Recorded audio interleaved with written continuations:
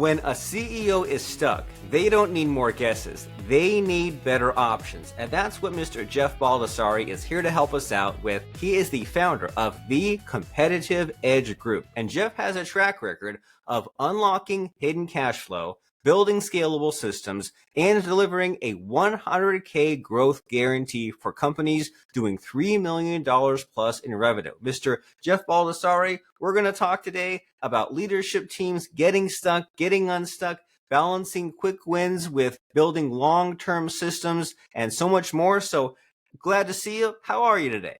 Doing great, Robert. It's going to be a lot of fun. So I'm looking forward to the questions and trying to help out our listeners and give them some value that they can apply right away and get some quick wins and quick hits so they can put these little tidbits into action right away.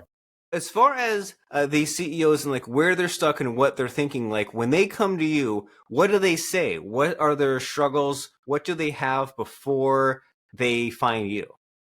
Typically, they're in one of three buckets, if you will. The first bucket is things are going great, and they're on their way to whatever their goal is, to grow to 5 million, 10 million, 20 million, whatever the number is. That doesn't really matter. But their concern is they don't have they recognize they don't have the internal framework to support the growth. And what their fear is, all this growth is going to be for naught. So they come to me like, can you build the internal structure to support the growth so I will sleep better at night knowing that all this business we're capturing will not be for all lost in the end. The second group is they're doing okay, but things are starting to flatline. They're starting to curl back, and the trajectory is not as steep as it used to be. And they're realizing, you know what, everything's got a shelf life. Every strategy, every initiative, and they're realizing this one, which one they're using, is starting to peter out. So they're looking for new ideas to put into the system before the current ones completely peter out.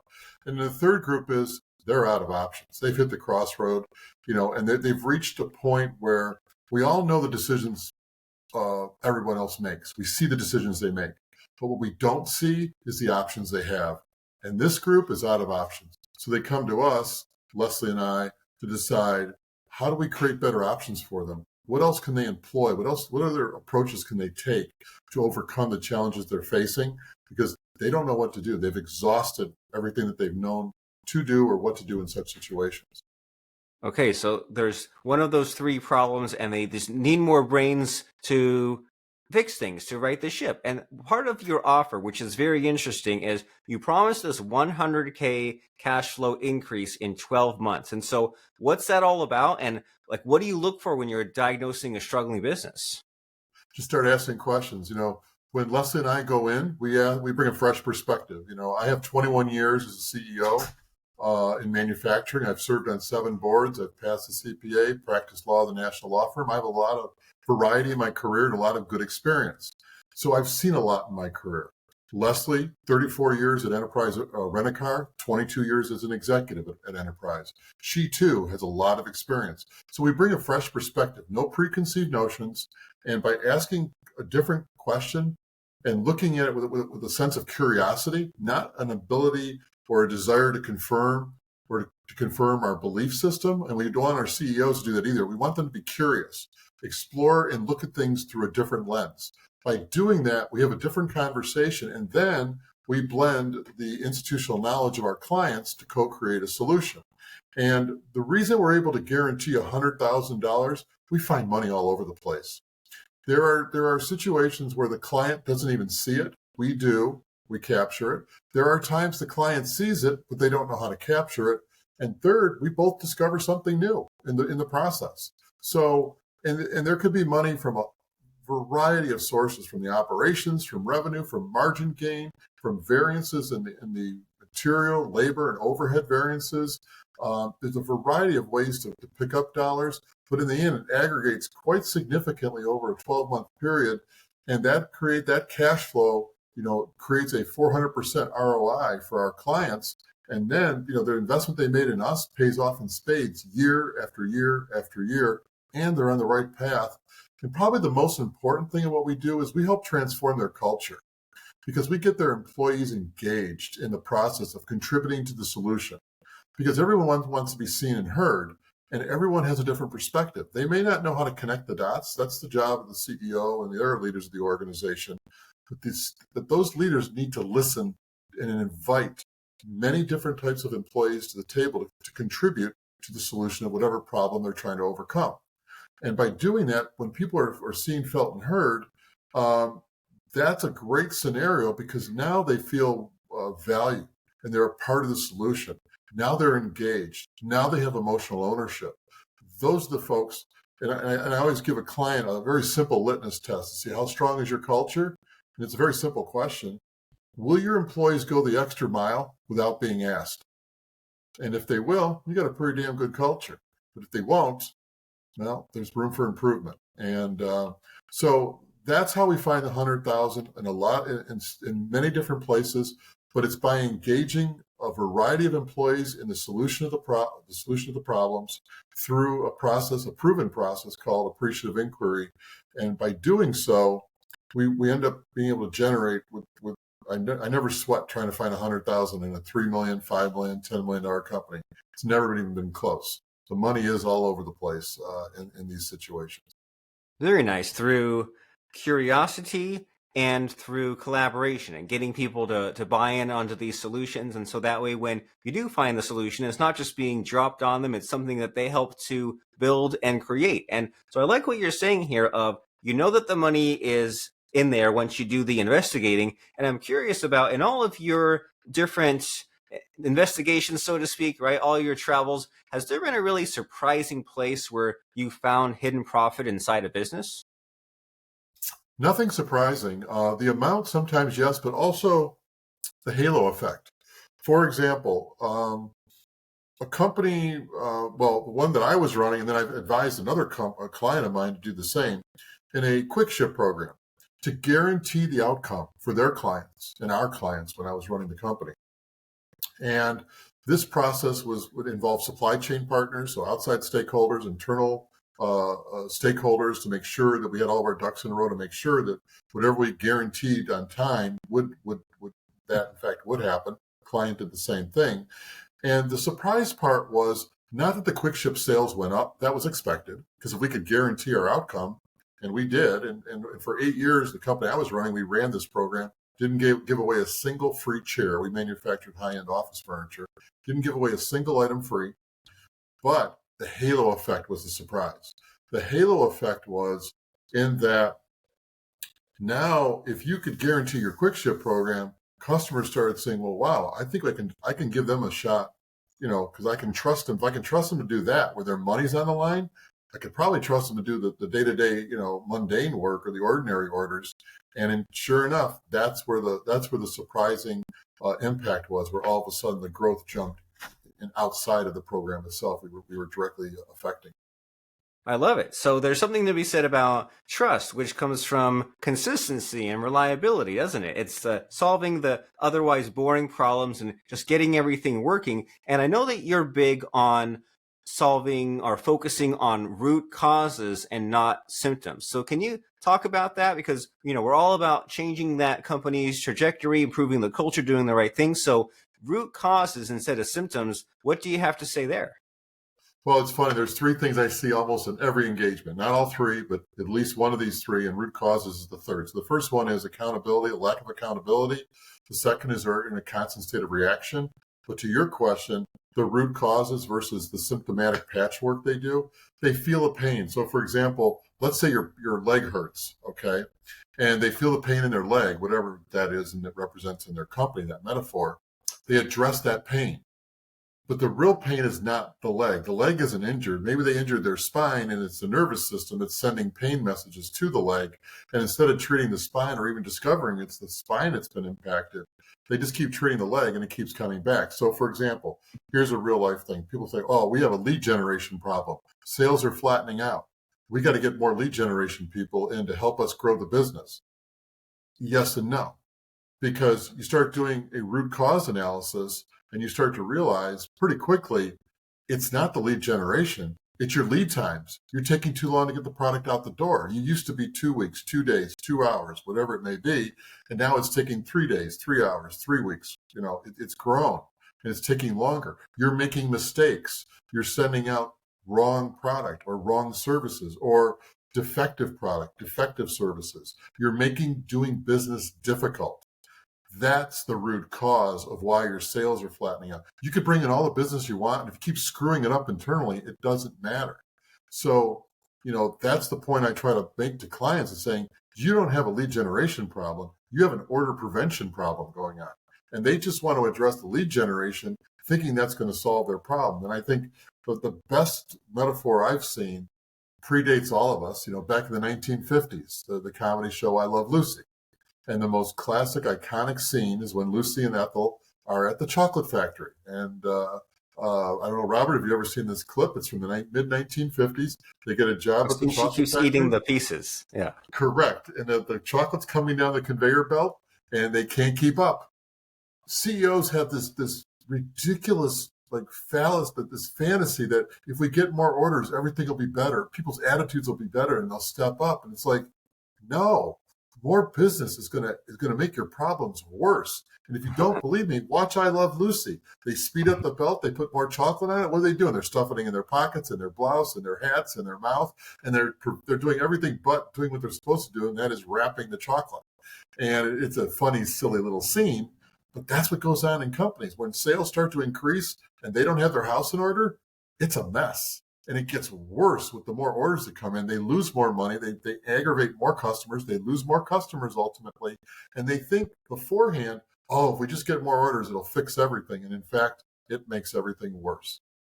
Yeah, I mean, it's the way you say it. I mean, it's like you have a broken leg and they're like, hey, take more aspirin. Just keep taking more and more. It's like you're focusing on the wrong thing. And it's even worse than that, because if you increase this other factor, you're just compounding your problems. You're replicating the mistakes. And so it seems like we want these leadership teams to be building scalable systems instead of getting stuck in reactive mode. So can you tell us a little bit about that? Like, what should leadership teams be thinking differently and be doing differently? Strategically planning.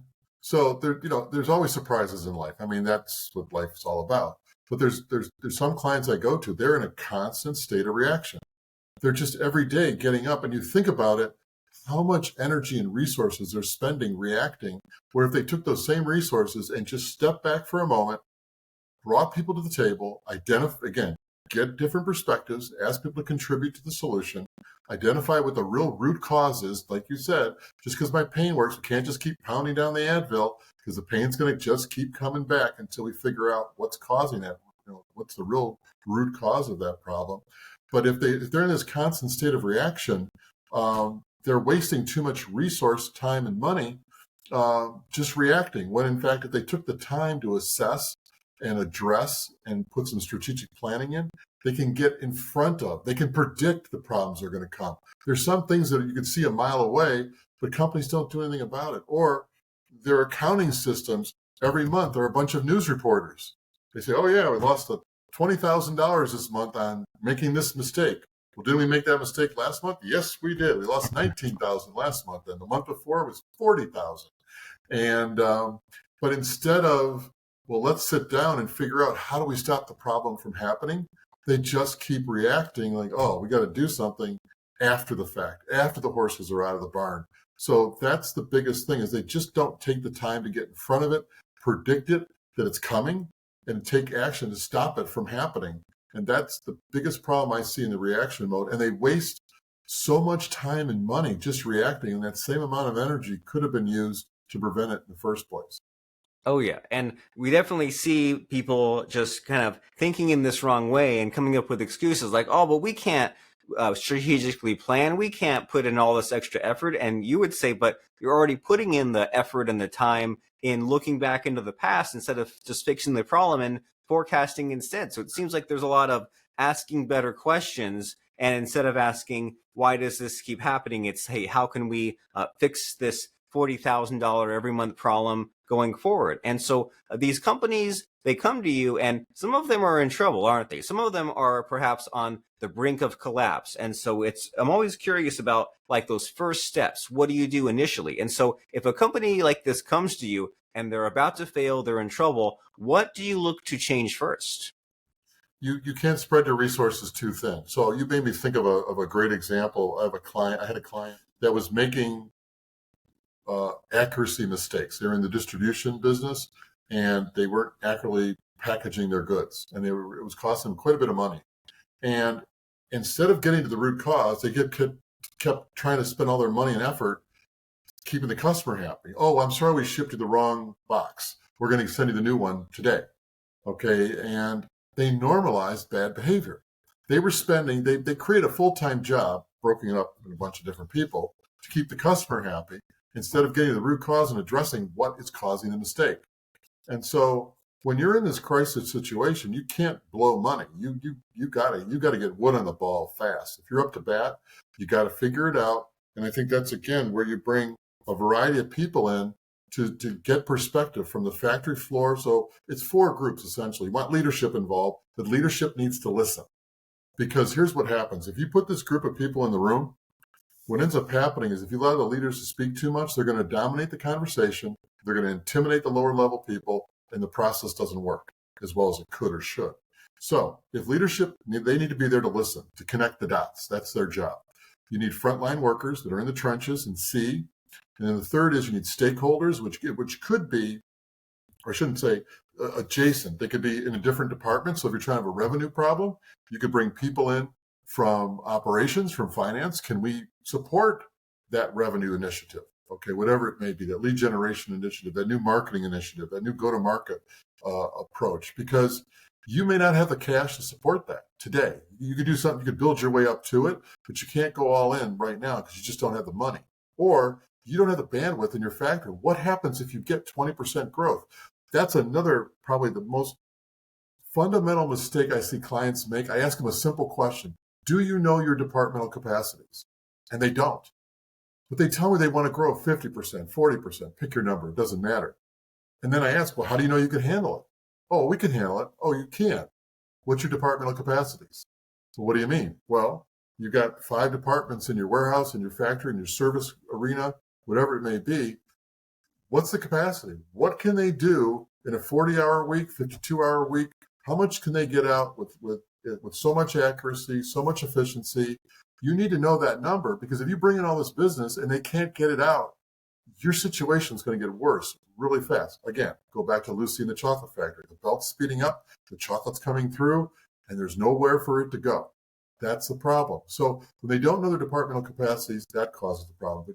But getting back to the groups, you have corporate leadership, you have the frontline workers, you want adjacent departments to make sure that they can support the efforts, that being finance, operations, helping marketing, all 3. It's 3 legs of the stool. All 3 have to be in alignment that they can do what they can. And that's very important. That key word is alignment, because the marketing team, the sales team have to be on the same page as operations. So we're playing to our strength, or we're playing to the market demands. We have to build our strength up to meet that. Then the 4th group is stakeholders. You may want to invite your biggest supply chain partner or one of your biggest customers to the table, because they have a stake in your outcome. They want you to do well. You know, if it's a supplier, they're going to benefit from your growth. If it's a customer, they want you to do well because they're going to keep buying from you. And if you can add more services or widgets, they're going to want to buy more because they're enjoying what they're buying now. So those 4 groups are critical when you have a crisis management situation or just a strict growth situation. Bring those 4 groups to the table to solve to bring different perspective, connect the dots, to create the strategy. Then you have engagement. People are now a part of the process, not being told what to do, because nobody likes to be told what to do. They are now emotionally owning the outcome. Nothing falls between the cracks, and great success can be achieved that way. Very nice. Very cool. And so there's definitely that value in getting all the brains working together, getting people to communicate. And then it seems like you're coming back a lot to this idea of knowing your numbers and having the math problem figured out. That way you're not just guessing, because if you want to figure out some of these metrics based on vibes, you'll be way off, right? So it's important to know where you're at so you know what to avoid and where you're going. And my understanding about part of your philosophy is this thing called the Second Chance Employment Program that boosted retention from 20% to 80%. So can you tell us what that was all about and what made that work? Yeah, when I was CEO of US Rubber, it's a fitness flooring manufacturer in Colton, California, out in the Inland Empire, When I joined the company, I spent the first year getting the house in order and working with the teams. And we put together we had a B2B model and a B2C model. And when COVID hit, our B2C component, the home gyms, went through the roof. B2B, of course, declined with COVID because of a lot of the factory shutdowns. But when it was said and done, we grew overall 120% in 10 months. Insane amount of growth. And what was important about our ability to execute in that type of environment for any company, that's a challenge. But when I joined the company, 50% of the workforce was formerly incarcerated individuals. And this is a unique population that has different needs. And in the beginning, as we were starting to grow, we had a high turnover where we were retaining 1 out of 5 for a year. So we put together our second chance program. We called it Bounce Back. And this program provided the wraparound services and resources that this population needs, like in the beginning, transportation, housing, clothing, and also the counseling. I hired a special, excuse me, looking out of the name. Hold on, give me 1 second.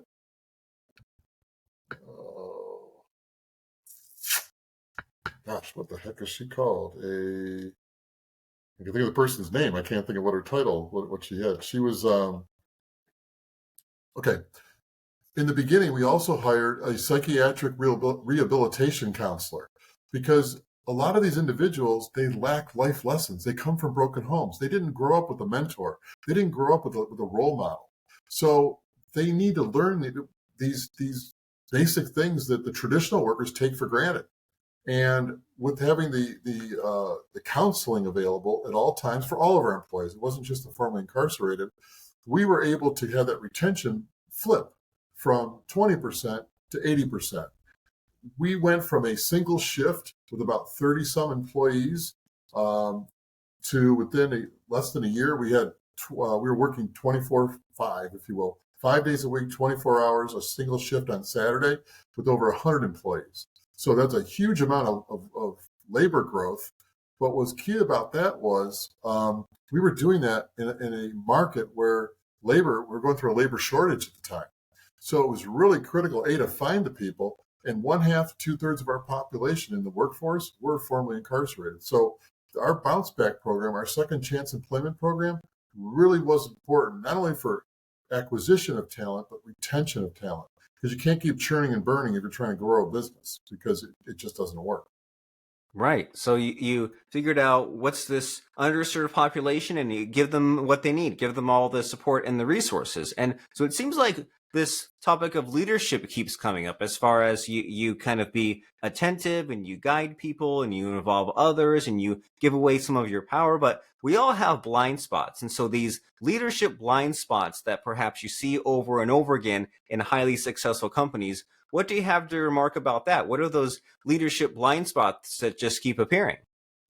Taking people for granted, taking your best employees for granted.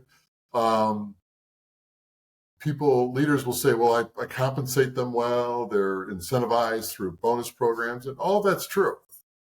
But where the shortcoming that I see happen is they don't seek contribution to solving problems and becoming a part of the direction of the company. So they've got great employees, but they never ask them, what do you think? That's probably one of the most powerful questions you can ask as a leader. What do you think? Because implicitly, you're saying to whoever you're speaking to, I think you're intelligent. Your opinion has merit. I want to hear what you have to say to solve this problem. And then that's where the emotional ownership comes in, because they could say, well, I think we should do this, or I've seen that. And I think because of that, I think we should try this. And when they're a part of that process, they will take ownership in the outcome. And they're gonna do whatever it takes to be successful. And that's where leaders, I think the blind spots are, they just think, well, that's Joe's role or Sally's role, and that's all they should be doing, versus they could contribute so much more. It's because of that role they can do more. So for example, back in when I was still in Cleveland years ago, back in 2006, through appreciative inquiry, it was created by or pioneered by a professor at Case Western Reserve University, David Cooper. He was brought in to help a company. It was a consumer goods company. They had a packaging issue. And David knew how to put the group together and to seek that contribution to avoid that blind spot, okay, that most leaders fall into or get hit by. And it turned out to solve the problem, the person who had the best idea was the receptionist. Why? Because she was talking to the customers. She was on the phone. She was speaking to them in person. Okay. She heard what was going on. You can't put what you hear, feel, and see on a spreadsheet. She could, when she was given that opportunity to speak up, and it was a safe environment to speak up, she did. And oh, by the way, that little idea she had, or pointing it out, they connected the dots, saved the company $500,000 annually. So never underestimate the source of your solution. You could be pleasantly surprised. I'm not saying that's going to happen every time, but it could happen more times than you expect. And I think the blind spot is, don't overlook the value many can bring to the table to help solve the challenges of today.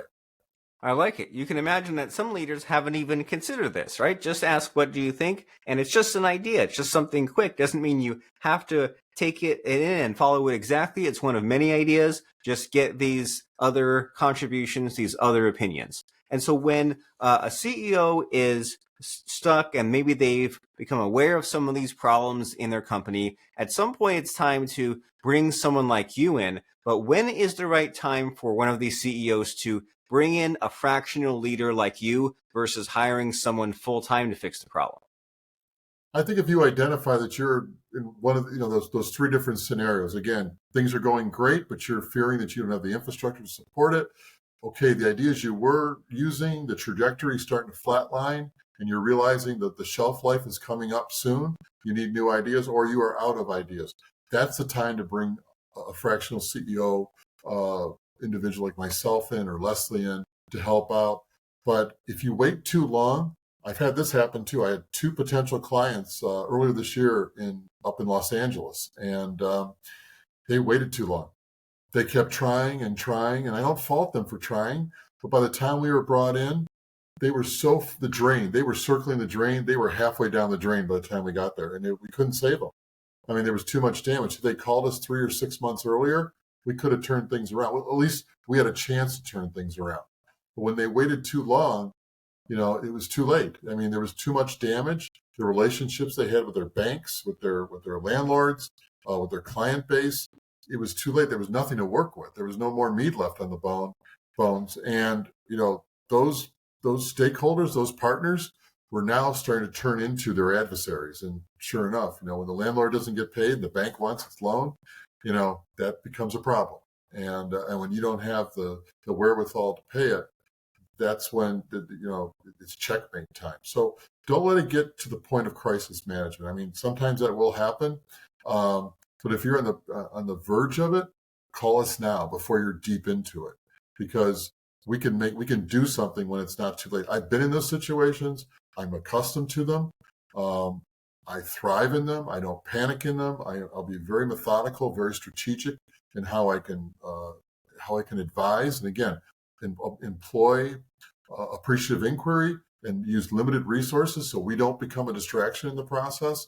But if you wait too long, nobody's going to be able to save you in those scenarios.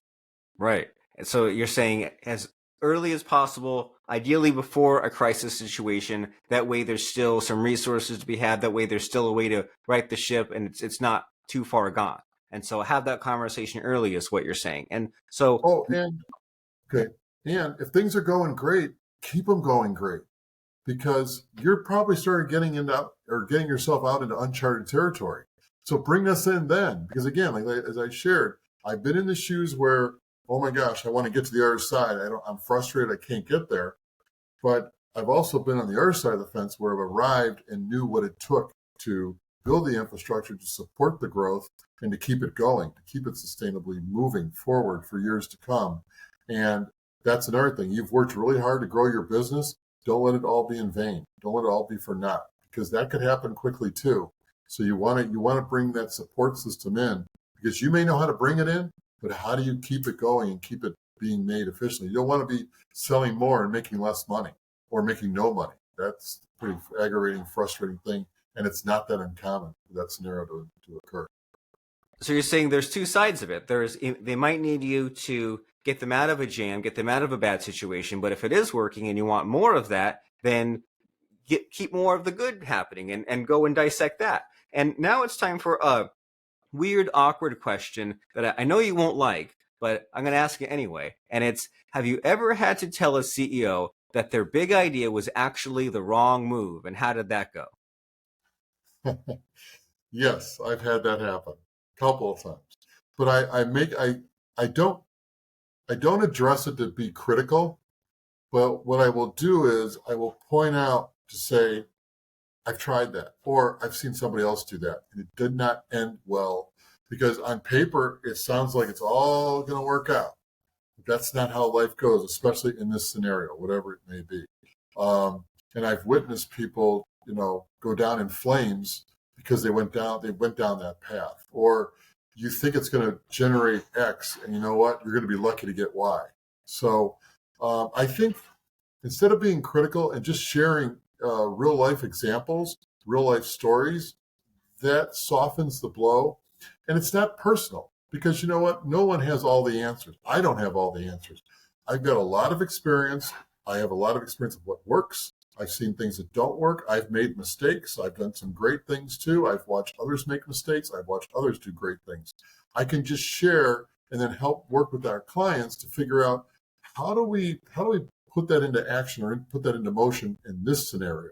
Because every company is unique. Every fact pattern is, a little bit different, but it can be integrated into the current situation. But as long as the leader doesn't take it personally, it's not that big of a deal. It's not as awkward as it sounds. But I think you've got to be honest with people. You've got to call it out. Like, you can't just be placating them and say, oh, that's a great idea. Let's give it a shot, see what happens. No, you got to say, no, I don't think that's a great idea, and here's why. And just be honest. And then let's have a conversation, because the best answer is somewhere in between, not in the middle, but it be somewhere in between. And I think that's one thing I always had with my teams. When I would put an idea on the table, I had no problem with people criticizing or critiquing my ideas. I mean, I always made it clear with everyone's ideas, never attack the people. You can attack the problem. I also had one other rule. If you're going to attack the problem or if you're going to attack the solution or critique the solution, the only way you're allowed to do it is you have to have one of your own. So you can't just throw rocks at somebody else's ideas and bring nothing to the table, because we don't need that. That's not adding value. Okay. Yes, you want to do some kind of a litmus test to make sure that this is going to work, but you just can't throw rocks at everyone's ideas all the time. You have to bring some new, fresh perspective, a better solution, so that way you're adding value. And then people will listen too, because again, the answer is not always in the middle, but it's somewhere in between what's been thrown on the table and what's thrown as an alternative, plan B, plan C, to the idea. Very nice. And you have to maybe get those extremes or get those alternatives fleshed out, figured out, and then you revise, and then you come up with an end result that's better than if you tried to shortcut all of that. And at the beginning, at some point, we were talking about this idea of quick wins, which sounds good, but it can't all be quick wins, can it? Some of these solutions are quick wins, and others are these scalable long-term systems. So do you have any thoughts on balancing those two? When you go to help a company and you say, okay, we'll do these quick wins, do this long-term solutions, what are your thoughts on that as far as balancing the quick wins with the long-term solutions? It's got to be both. And so the quick wins often come. It could be a scenario of what's going on, but what I have found in my experience in advising clients is it comes from my experience. So for example, I had a client where we put together an incentive program, and it was a group. This is another mistake, a blind spot that a lot of leaders run into. They keep employing individual incentive programs instead of group incentive programs. Organizations obviously run in teams. They're not in silos, okay? So they're team sports, if you will. So the incentive program should be team-based, not individual-based, okay? In most cases, there are exceptions. And if you learn the art of putting types of team incentives, you're going to bring out the best in everyone and get the best outcomes, okay? And I had a situation with one of my early clients where I'd been there before, and I probably spent 3 1-hour meetings with them, and then he said, "Here's your plan," and it saved him over 200,000 annually in Nice. 3 hours of time. Not because I'm a genius, but because I've done it before. And so it's not my 3 hours of time; it's my 30 years of experience plus my 3 hours of time. Of course. So these are not academic exercises for me. Like I said, I've been in their shoes on both sides of the fence. So when I recognize something that I've seen before, done before, addressed before, I bring it up, I hand them, this is what we need to do. Here's the strategy. We can tweak it, getting their institutional knowledge input. We can co-create the final solution. But sometimes those quick wins, they don't take very long and they could be big. But I'm looking for the long game. I'm looking to engage employees across the board, change the culture, because I don't want my relationship to be transactional and I don't want the solution to be short-lived. Because if I don't transform that culture, it's not going to last, because I don't want anything to fall between the cracks. And if people have ownership in the outcome, they won't let things fall between the cracks because it's their reputation on the line and they're engaged, they're enthused, they want to see something positive happen because again, they have something beyond emotion. They'll also have some financial skin in the game. But that's what's important to me is, I want to get those quick wins, get that enthusiasm going, but let's keep it going by seeking contribution from a variety of people and putting together a long-term solution that's sustainable for all.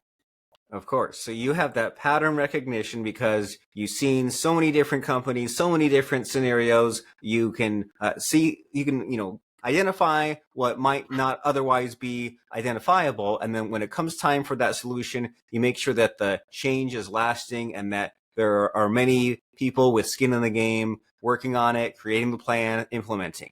And getting close to the end of our conversation here, Jeff, there's always that thinking of, well, what to pass along to someone who's headed somewhere, right? Or you think about the avoiding mistakes before they happen. So there are all these companies that perhaps with your help are on this growth trajectory, perhaps to $10 million. So you think about the advice that you'd give or wish that you had on that $10 million path. So if you could give a founder one piece of advice before they hit $10 million in revenue, what would that advice be?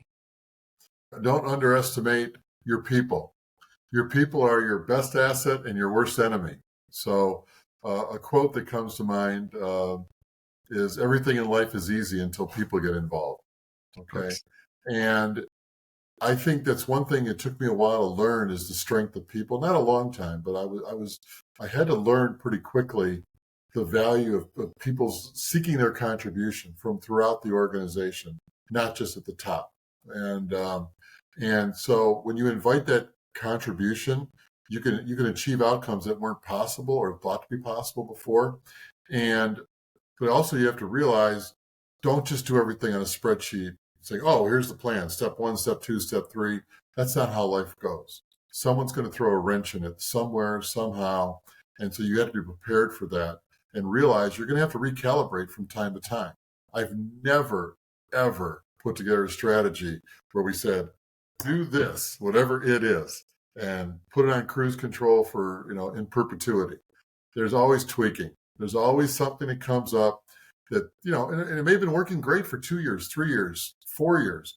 But at some point, you have to remember, the world is dynamic, always has been, always will be. You can't have a static solution. The solution has to evolve. It doesn't have to evolve a lot, but it has to evolve because the times are going to change. You have to change with the times. And again, at some point, that solution will have a shelf life. There's no more change left in it.